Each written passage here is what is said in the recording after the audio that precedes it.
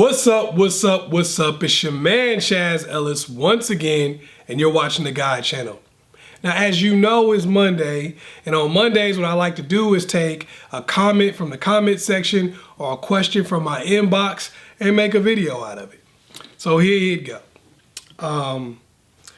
I got this one from a guy who says that he's been dating this girl for about a month. Everything's been cool, they're really close. But he says that the biggest problem with it is that she has a lot of male friends. He said that she's calling them, they call her, they even hang out. And he says it's a big problem for him. And he has talked to her about it. But she says that he's overreacting and she's not willing to get rid of these male friends. You know, he said that she's telling him that he basically needs to get over it. And he's asking me, is he overreacting? And should he just get over it and accept her male friends? Well, no, you shouldn't. If you're not happy with something or you're not comfortable with something in a relationship, you got to speak out about it. And also you got to just choose not to accept it. You don't want to be in a situation where you're not happy or you're uncomfortable or something's bothering you and the person is doing it anyway. Now, that's not to say whether having male friends is right or wrong. It's just to say if you're not comfortable with it, then it's wrong for you and wrong for your relationship. So that's just the way that is. You know, and it underscores a greater point. For guys, a lot of times, just to be totally real, for guys, a lot of times we allow women to be the controllers of a relationship. What do I mean by that? We allow them to create the parameters of a relationship.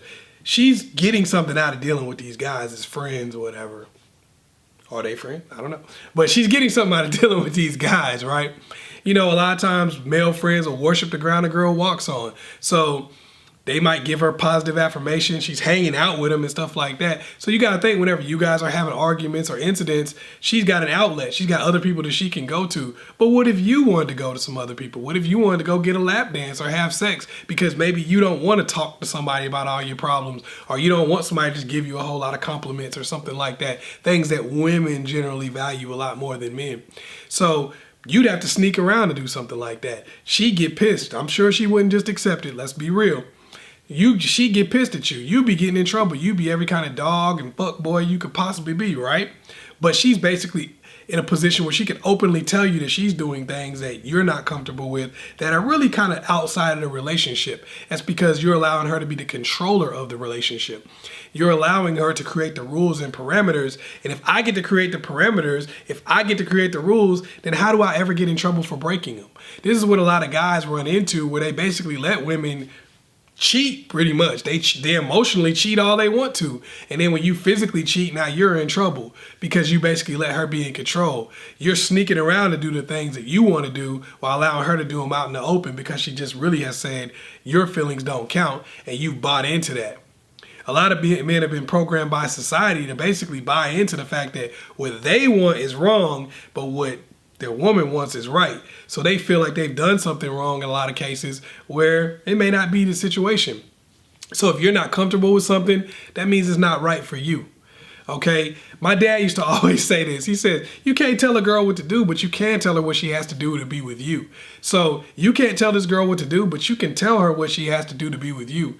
And if you're not comfortable with these male friends, all that's going to happen if you accept it and you allow it to go on is you're going to get mad eventually. You're going to get uncomfortable. You're going to be jealous. And that's pretty much going to push her away anyway. Or you're probably going to end up taking the other step and going and cheating or something like that. And now you look like the bad guy. So what I would tell you is if you're not comfortable with something, you need to put your foot down and say, girl, I can't tell you what to do, but I can tell you what you got to do to be with me. Just like if you had a job. Your job can't tell you what to do, but they can tell you what you got to do to be employed at that job.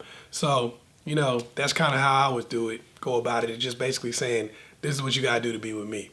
Hopefully I was able to help you out. Once again, it's your man, Chazz Ellis. Make sure you like and subscribe and share this video with somebody you know needs it. Peace.